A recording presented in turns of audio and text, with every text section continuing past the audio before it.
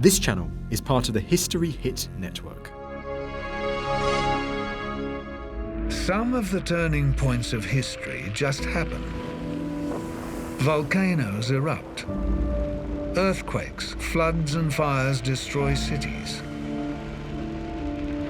But most of the turning points of history do not just happen. This was their finest hour. They are the result of actions taken by people. The only thing we have to fear is fear itself. They are the work of those who use power, ambition, belief to shape events. People are the authors of history. It's the curious thing about history that we all understand the great currents matter. The institutions matter, geography matters, economics matters, what natural resources you have matters. But I do think there are moments in history when it really matters who's in power. This is the story of the people who, holding or reaching for power, shaped our world. The titans of the 20th century.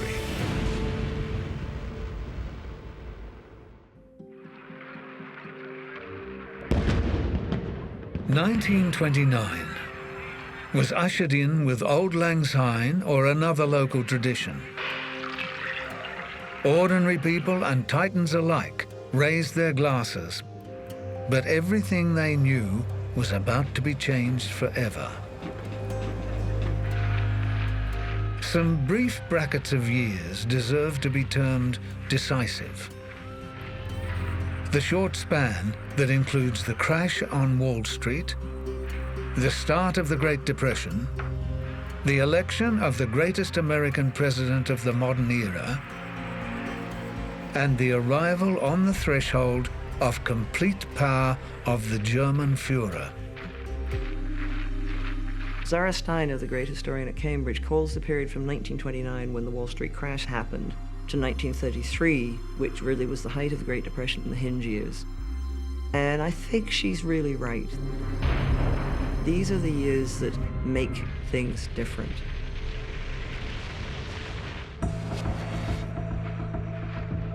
The events of the hinge years, promoting titans into the spotlight, transformed Europe. In 1929, Mussolini was Italian Prime Minister. He was also head of 8 ministries and was, according to Pope Pius XI, the man whom Providence has sent us.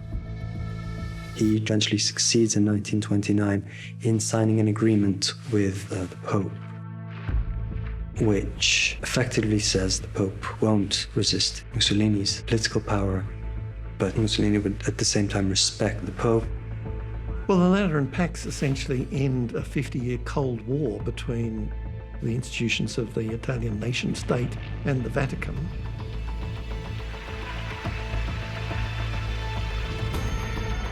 In a referendum on March 24th, more than 8.5 million Italians voted yes in support of the regime. Only 135,000 voted no.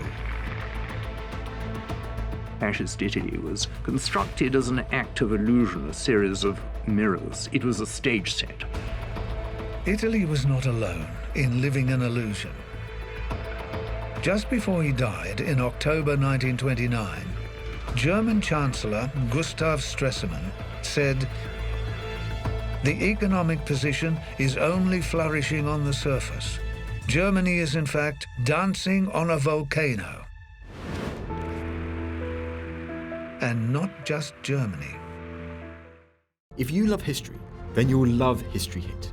Our extensive library of documentary features everything from the ancient origins of our earliest ancestors to the daring mission to sink the Bismarck. History Hit has hundreds of exclusive documentaries with unrivaled access to the world's best historians. We're committed to bringing history fans award-winning documentaries and podcasts that you cannot find anywhere else. Sign up now for a free trial, and Timeline fans get 50% off their first 3 months. Just be sure to use the code TIMELINE at checkout. On the 23rd of October, the Chrysler Building's stainless steel spire was fitted. On the 24th, Black Thursday, 3 weeks after Stresemann's death, financiers poured millions in to try and arrest the stock market slide. They failed. You had this ruinous collapse in confidence in the stock market. That eventually triggered the whole depression. Newly elected President Herbert Hoover put the crash down to unwarranted pessimism and fear.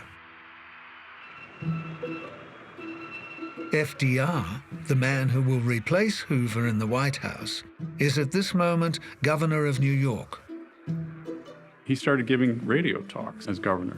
So many of the programs that we associate with his presidency and techniques that he used to govern, he tried out as governor. Roosevelt was on his way. Joseph Stalin was already in charge, and the 21st of December 1929 was his 50th birthday. So there's 5 daily Politburo meetings with probably 240 items on the agenda. And Stalin appeared to be across most of these. He went through the files he was sent, often scrawling on them in the margins with his blue crayon. He seemed to be an absolute master rewriter. He was often the quickest person who could put into written form the compromise solution of what everybody wanted. In 1929, the Red Army had 90 tanks. 4 years later, it would have 4,700. This increase in armaments was part of the industrialization of the Soviet Union, part of the central planning that came at huge cost, particularly in agriculture. In 1929 and 1933, the Bolsheviks forced the peasants into collective farms, which were run and controlled by the state. They have to surrender most of their cattle, most of their machinery to the collective farm.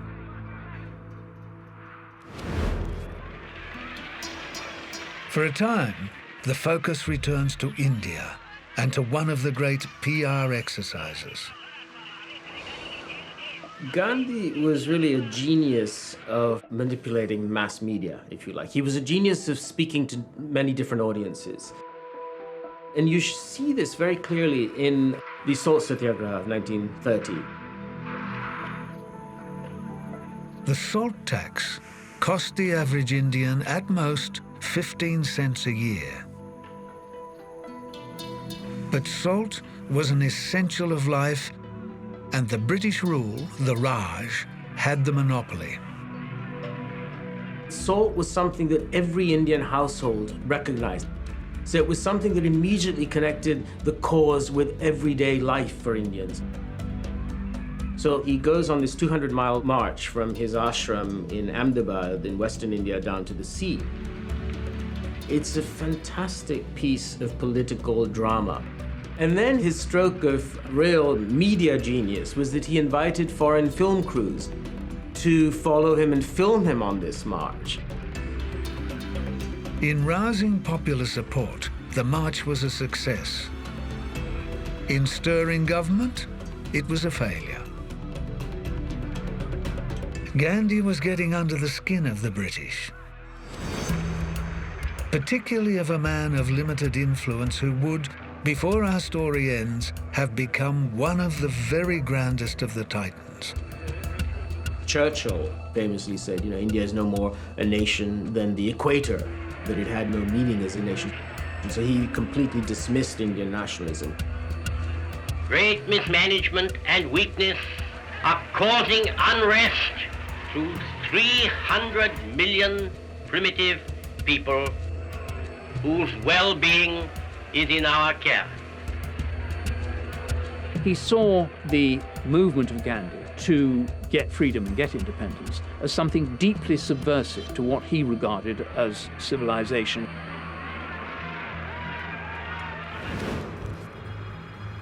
In the Soviet Union, by 1930, Zinoviev, Kamenev, Bukharin, Trotsky, and Rykov were all gone. 80% of Soviet village churches had been closed. Stalin was in charge, and Soviet society was being remade, but not without pain.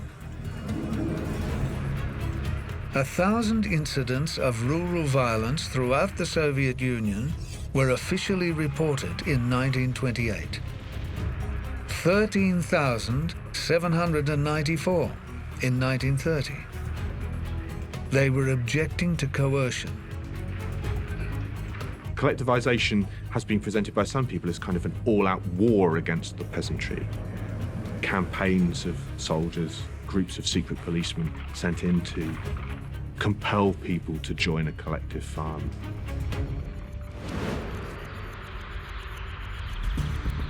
On September the 14th, 1930, the Nazi breakthrough election was held in Germany. And it's only really after 1930 that Hitler really registers on the radar. The Nazis climbed the ladder to second largest party in the Reichstag. Roughly a quarter of those who voted Nazi had never voted before. The Nazis very cleverly appealed to the nation and said, we are a party in favor of the national community. That was the slogan they used, the Volksgemeinschaft. So they were appealing and saying, we are the national party. Deutsches Volk und das Vaterland, die Bewegung, die beides einmal retten muss.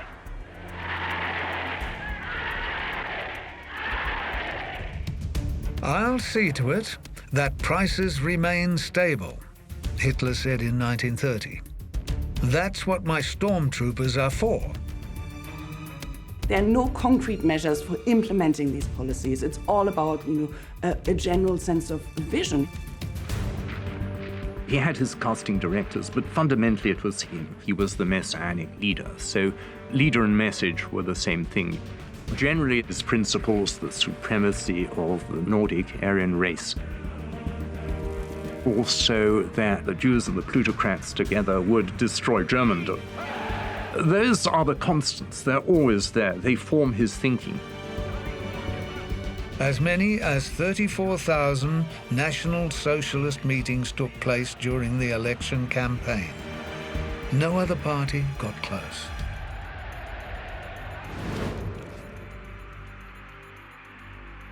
After the brief military dictatorship of Primo de Rivera, Spain in 1931 held elections that were effectively a plebiscite on royal rule.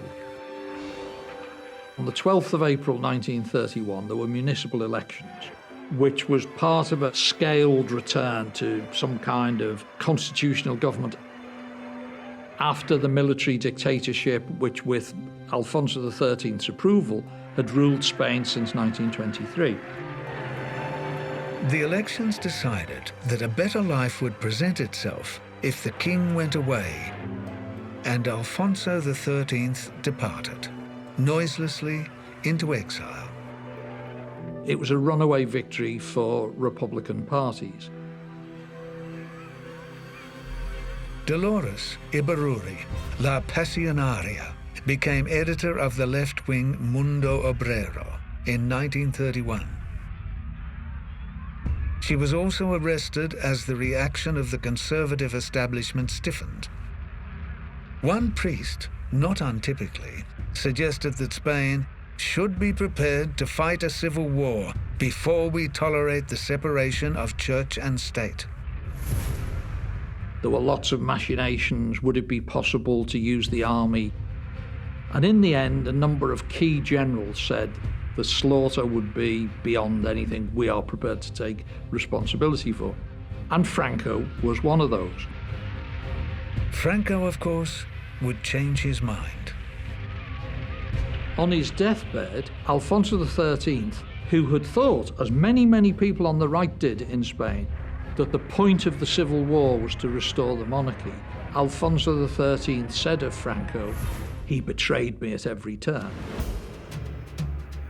With titans, it seems always to be personal. He betrayed me. Mussolini is always right.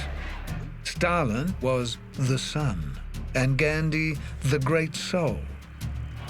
Then there was the Führer.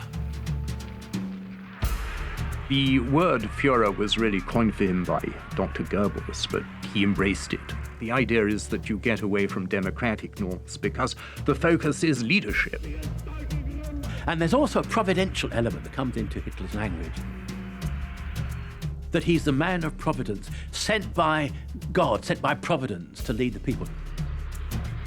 Something happened in 1931, which could have derailed Hitler before he took power. On September 21st, the Münchener Post reported that Hitler's niece had been found shot with Hitler's gun in her hand, that her nose was broken, and regarding this mysterious affair, the Post continued, informed sources tell us that on Friday, Herr Hitler and his niece had another fierce quarrel. In a statement published in the Post, Hitler denied everything, and it all blew over, and 42-year-old Adolf Hitler began to see more of 17-year-old Eva Braun, who would herself attempt suicide in 1932, the year in which Nadezhda Alliluyeva killed herself, widowing Joseph Stalin. It can be dangerous to get close to a titan. In September 1931, a bomb exploded alongside the South Manchurian Railway. The blast was the first bomb of a long war. The last would drop on Nagasaki on August 9th, 1945. 日露戦争の時に満州の権益を日本が獲得して、そういう満州権益も含めてそういう植民地を権益を取り戻そうという動きが出てきました。日本が満州に持っていたいろいろな権益を返せという動きが高まってきたわけです。日本はそうした中国側の動きの先手を取る形で満州の武力占領に打って出ました。Extending Japan's territory beyond the borders of its concession by a full-scale invasion of Manchuria doubled the size of the Japanese empire. The Japanese military moved into Manchuria in 1931 in defiance of orders from their own civilian government. It had been planned by two relatively junior officers, but within the space of about 5 to 10 days, they managed to occupy large parts of a region that is about the size of France and Germany combined. 天皇はこの関東軍のやりすぎを大変心配していました。ところが結果的にその満州を占領してしまうとそれを褒めるんですね。On September 22nd, 1931, the American minister in China sent a telegram to the Secretary of State. It is my conviction, he wrote, that the steps taken in Manchuria must fall within any definition of war. The Japanese invasion completely changed the geopolitical landscape of China. The threat of full-scale war as the Japanese extended their influence in northern China, that created, I think, a pretty widespread feeling that the Chinese should stand together. But not yet to the extent that Mao Zedong and Chiang Kai-shek had stopped fighting each other.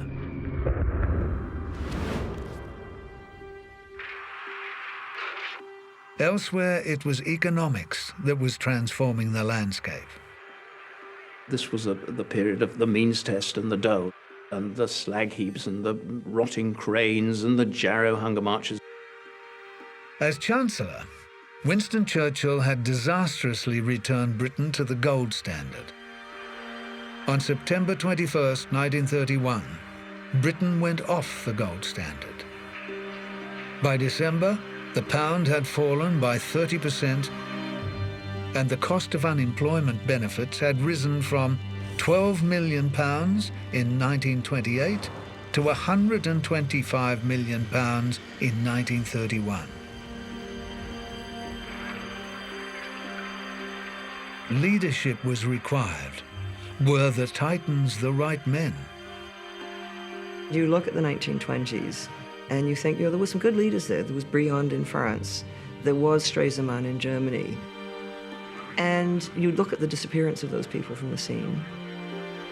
And you look at who is actually in power when a real crisis hits the world. And the real crisis that hits the world in this period is the Great Depression. When Mahatma Gandhi sailed for London in August 1931 to attend the Round Table Conference on the future of colonial India, he was probably as famous as any person in the world. The Italian educator, Maria Montessori, wrote, "Everybody knows him, even the smallest child. Everyone exclaims in his own language, 'That is Gandhi.'" Everyone except Churchill, who, opposing the conference, called Gandhi a seditious Middle Temple lawyer now posing as a fakir of a type well known in the East. On December 10th, Gandhi spoke in Geneva. "I regard myself as a soldier, though a soldier of peace." Gandhi's quite a big presence at the League of Nations. There's no accident there's a great big statue of him in the gardens of the Palais des Nations. "We have resorted to means that are scrupulously non-violent and peaceful," said Gandhi in his speech. "And strangers have testified, and I am here to give my testimony, that in a great measure we seem to have succeeded in attaining our goal." He exaggerated.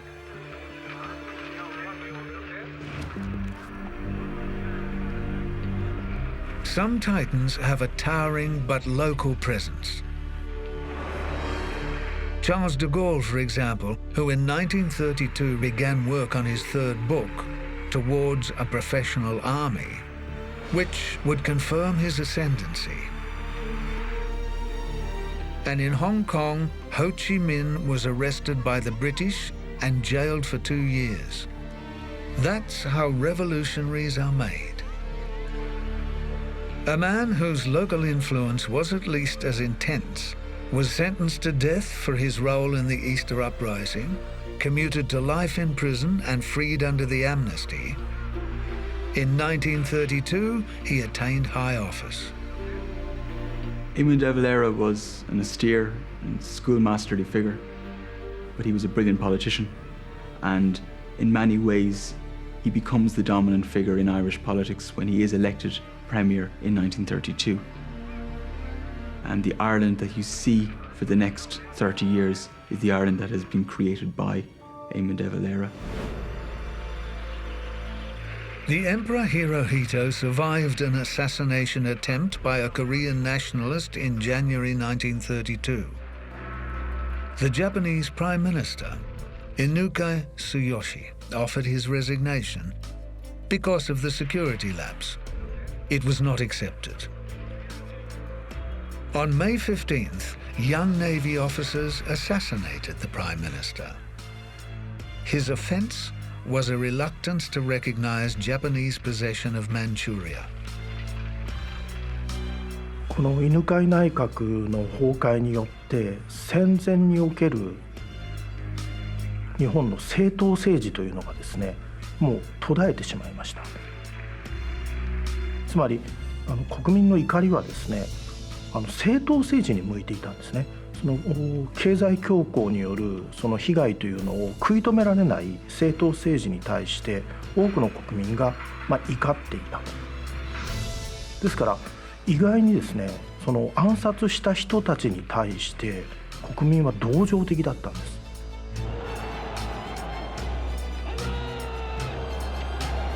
It is quite difficult to write Japanese history as the history of great men, because in my view, it is institutions and the social structures that are much better explainers of why things tended to evolve. From May 1932, civilian politicians were confined to minor roles in Japanese cabinets. Unsurprisingly, military expenditure began to climb. By 1938, it was 12 times what it had been in 1931. 日本の中で愛国心が高まって陸軍の行動を熱狂的に支持していくようになりました。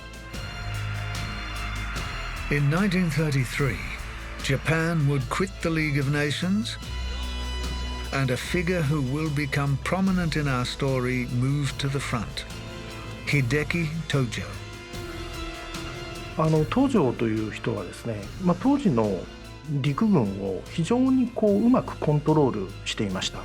ですから戦争にもしなったとすれば、東條を中心に陸軍は団結するでしょうし。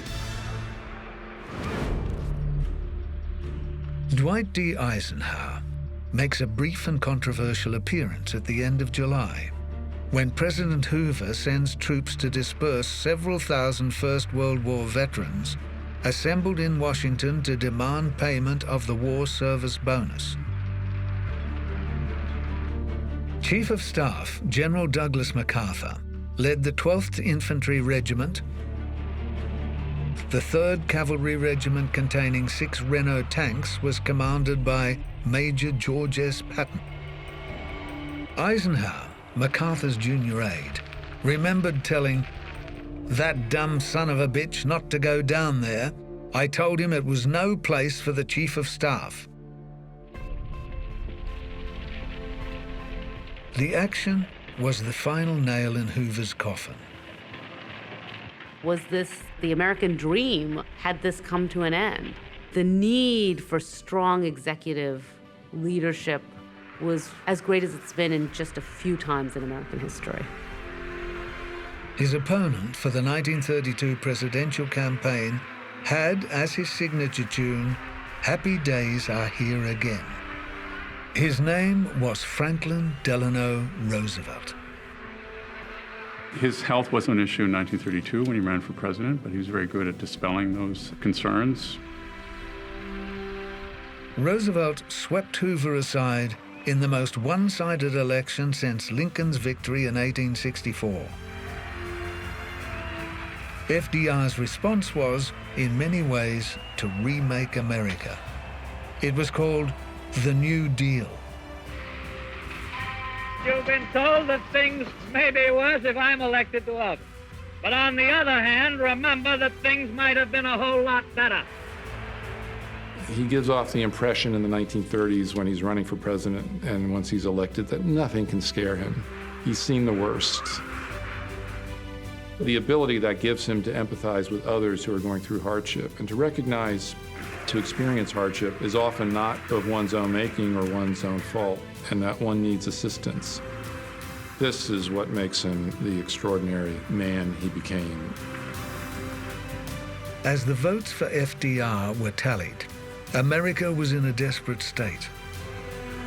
Over 11,000 banks had gone under between 1929 and 1933. The country was in complete financial paralysis.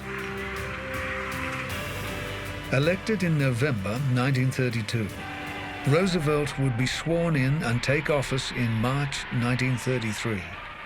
Look, my friend, like a real landslide this time.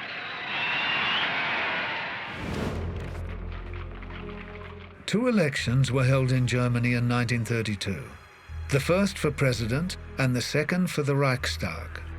Hitler contested both. He was defeated in the presidential election by Hindenburg. He got nearly 13.5 million votes in the second round, but that was only 36% against the old man's 53. Paul Ludwig Hans Anton von Benckendorff und von Hindenburg was born in 1847. Hindenburg absolutely did not want to run for re-election in 1932. He was in his mid-80s. But the thing was, his chancellor at that time, Heinrich Brüning, understood that if Hindenburg didn't run, Hitler probably would, and Hitler would stand a very good chance of getting elected president. Unser Reichspräsident, Generalfeldmarschall von Hindenburg, hoch!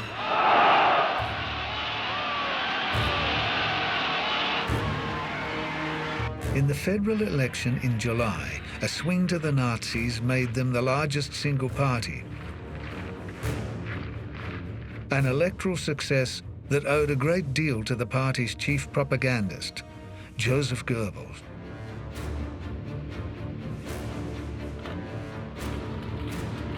Goebbels played an enormous part, I think absolutely central part, in generating this terrific sense of momentum. And by 1931-32, he was creating this sense that the party was on some sort of unstoppable process. Können uns unterdrücken, sie können uns meinetwegen töten, kapitulieren werden wir nicht. In 1932, he was using the aeroplane so that he could speak in 4 or 5 places in the same day. They simply outpaced all of the other parties. 2 oder 3 Monate vergangen sind, wird euer Terror beseitigt sein. Verwahren wir das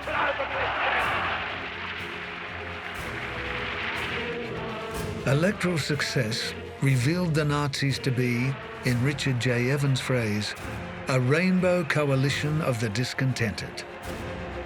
But their vote was not overwhelming, and we won't get an absolute majority this way, Goebbels confided to his diary. In Italy, of course, the leadership cult was already firmly established with Mussolini. He had a cult of personality, and one of its roles was to make sure people thought he had charisma. He was said to be able to cure infertility, to stop the mountains from crumbling. Mussolini claimed that his policies, though he did not always clearly articulate what they were, would ensure the moral and material grandeur of the Italian people. Fascism wasn't a dogma. It was a dynamic. It was a form of activism, and that was really what counted as far as the populace of Italy was concerned, and it was broadcast. The policies were, Mussolini carefully explained, aristocratic and democratic, conservative and progressive, reactionary and revolutionary. A lot of foreign commentators will come up with the view that Mussolini is a dictator and dictators are really not very nice. But on the other hand, the Italians are a hopeless, disorganized people. And you might as well have a dictator there. The orchestrated elevation of Stalin beyond the horizon of mere humanity cranked into overdrive in 1932. He wasn't a great speaker, but he could write drafts. Well, I think Stalin did have an underlying philosophy. But of course, I think he also enjoyed power. It gets very entangled, doesn't it? I mean, you have a vision of what you want to do and you think you're the only person who can do it. Alexander Woolcott, writing from Moscow in 1932, noted, "I have been here long enough to learn what the major industry of Soviet Russia is. It is printing pictures of Stalin." What Stalin seemed unable to solve was the general failure of collectivization. They did collectivize, which I think was a very risky thing because they did this very rapidly as a kind of police operation. Politburo document number 93 of December 6th called upon all collective and private farmers who are honest and dedicated to Soviet rule to organize all their efforts for a merciless struggle against kulaks. The problem with this term about kulak is, how do you define a kulak? How do you work out who a kulak was? That was partly a question of local popularity, who resisted the most, who it was convenient to find, as the example to me made. It wasn't always easy to spot who this rich class of peasant were. You could easily become labelled a kulak by just having 2 cows instead of the average one. That hardly makes you a major capitalist, right?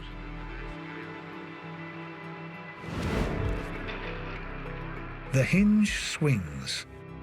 A year of destiny dawns. In 1933, Hitler and Roosevelt will join Mussolini and Stalin as titans in power. Shots had been fired at the president-elect on February 15th by an unemployed bricklayer, Giuseppe Joe Zangara. Roosevelt is traveling around Florida with Anton Cermak, the mayor of Chicago, who had been extraordinarily helpful during the campaign. And out of the crowd, an assassin emerges not more than 10 feet away from Roosevelt in an open car. Then above the mayhem, a voice could be heard loud and clear. "I'm all right," Roosevelt shouted. "I'm all right." Thank God the assassin was a terrible shot, fires 6 to 8 shots, all of which miss Roosevelt. But they kill Cermak. Chief Justice Charles Evans Hughes administered the oath on a Dutch Bible which had been in the Roosevelt family for 300 years. The Constitution of the United States, so help me God. 1933 inaugural address. That morning, the New York Stock Exchange had closed. This is the time to speak the truth frankly and boldly. The line that he's the most famous for is, "The only thing we have to fear is fear itself." But the line that got the greatest applause was, "This nation is calling for action and action now." And by the time that Roosevelt takes office, the banks have collapsed. Unemployment is at unimaginable levels. FDR's first action as president was to close the banks until March 9th. He called for a temporary bank holiday until Congress could convene to pass an emergency banking bill. When that bill passed a few days later, it passed on a voice vote, and that really sparked the 100 days. The first 100 days is just an extraordinary period in American history. We get the passage of 15 major pieces of legislation. It's just unheard of. In 1932, there were about 20 million radio receivers in the world. 16 million of them were in the USA. On Sunday, March 12th, Roosevelt began the first of his radio broadcast fireside chats. With my friends, I want to talk for a few minutes with the people of the United States about banking. And here you see you don't have a massive number of competing channels or anything like that. When Roosevelt addresses the nation, all of the nation listens. And this is how he talked them softly through the horrors of the Great Depression. And it is my belief that hoarding during the past week has become an exceedingly unfashionable pastime. 60 million people were listening, including the humorist Will Rogers, who said the president had taken the subject of banking and made everyone understand it, even the bankers. So although we're used to thinking of the fireside chats as these major moments of presidential leadership, there are surprisingly few. So he would ration them so that people would actually the president must have something important to say. You must not be stampeded by rumors or guesses. Let us unite in banishing fear. The day after the president's speech, Americans were queuing to put their money back where their president promised them it would be safe. 2 days later, the New York Stock Exchange reopened after a 10-day hiatus, and the Dow leapt 15%, the largest single-day rise in its history.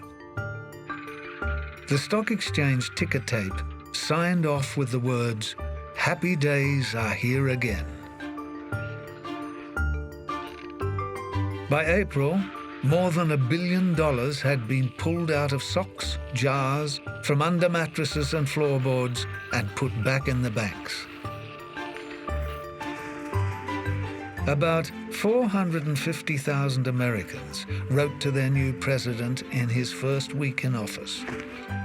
During Hoover's presidency, one person worked in the White House mailroom. For FDR, the staff had to be increased to 70.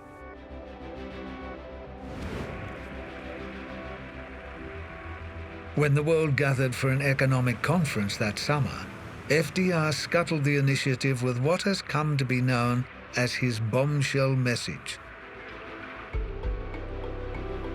He made it plain that fixing the national economy took precedence over an international arrangement. If you've got 1/3 of your population out of work, you don't have money or time or energy or interest left to build a navy, to build an army, to worry too much about foreign affairs.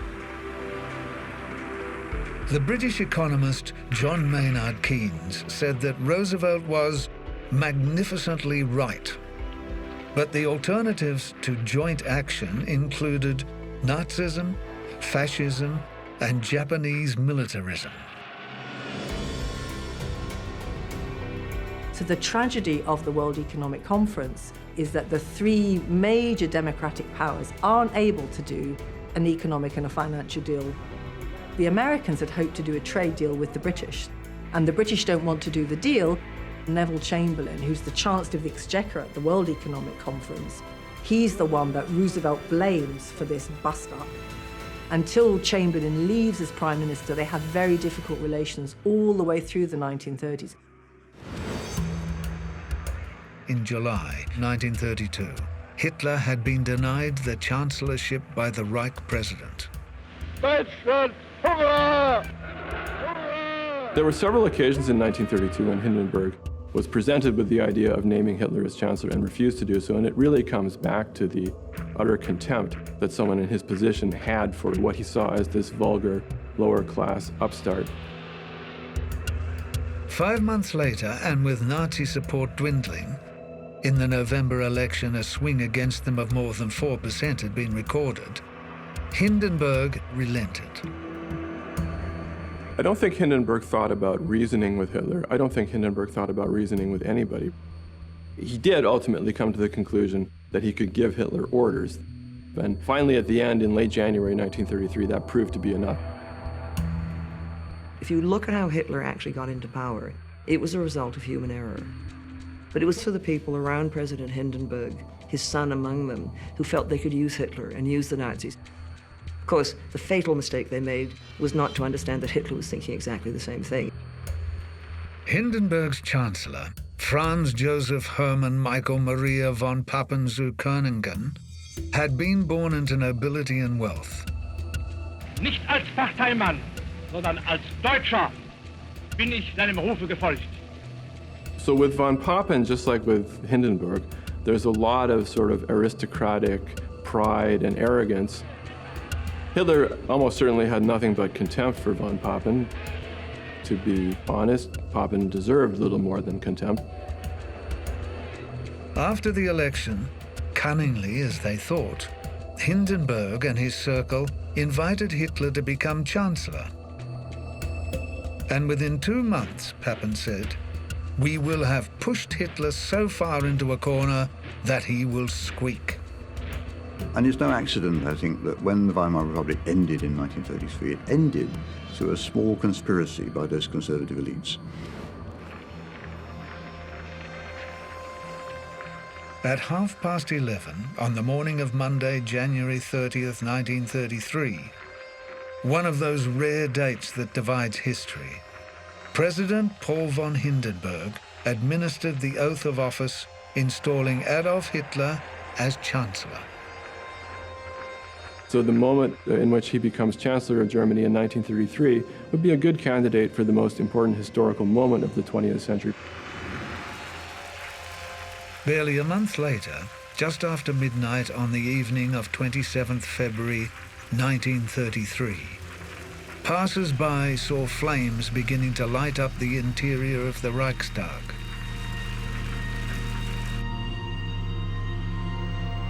Arriving on the scene, Hitler confided in Sefton Delmer, reporting for the London Daily Express.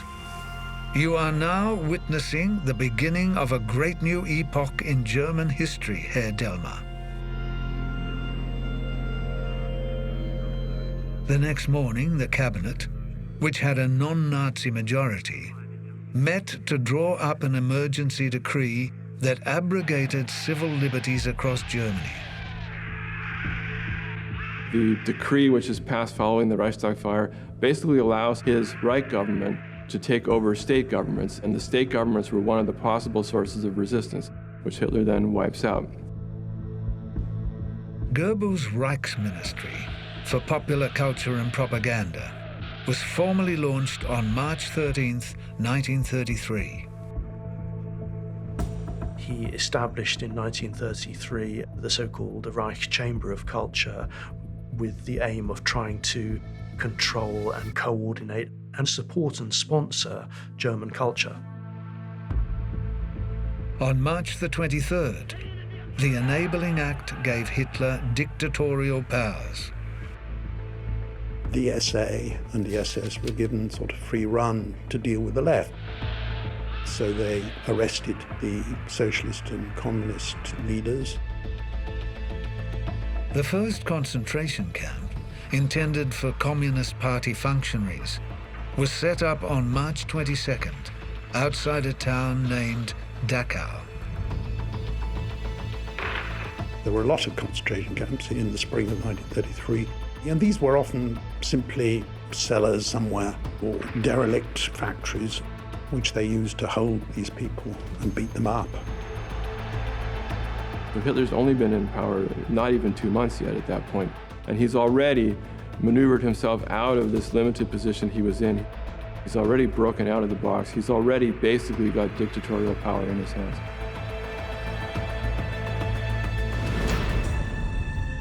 On March 5th, 1933, before striding onto the stage at the Berlin Sportspalast, Adolf Hitler had told Cornelius Vanderbilt Jr. to tell America that he was sent by the Almighty to a nation that had been threatened with disintegration. Das ist 14 Jahre Verfall und hebe dich empor zu 2000 Jahren deutscher Geschichte. On October 14th, Hitler announced the dissolution of the Reichstag, setting fresh elections for November 12th. It was not properly an election. Rather, it was a vote of confidence, and 92.1% of the electorate declared their confidence in Hitler.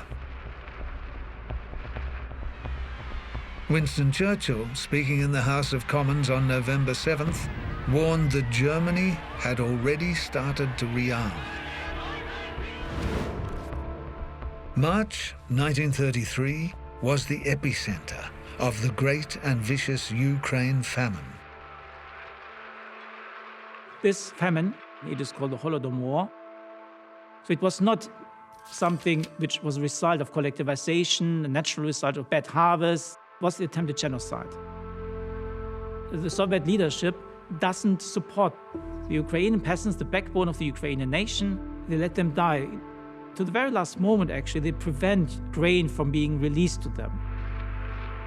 In January, Janusz Radzutaks, who would be a victim of the show trials, said of Stalin, "He is the leader of the most revolutionary, most militant party in the world, and he would not be the leader if he didn't know how to chop off and destroy that which is slated for destruction."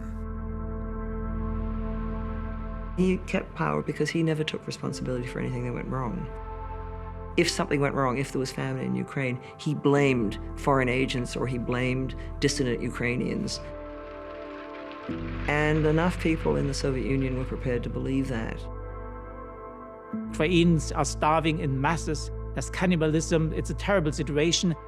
But Stalin ignored that and said there is no crisis. People believe what they want to believe. On April 1st, 1933, Adolf Hitler ordered a one-day boycott of Jewish shops. People believed it was necessary. 1933 was the year in which the cinema box office bottomed out. Walt Disney's Three Little Pigs premiered, helping the recovery.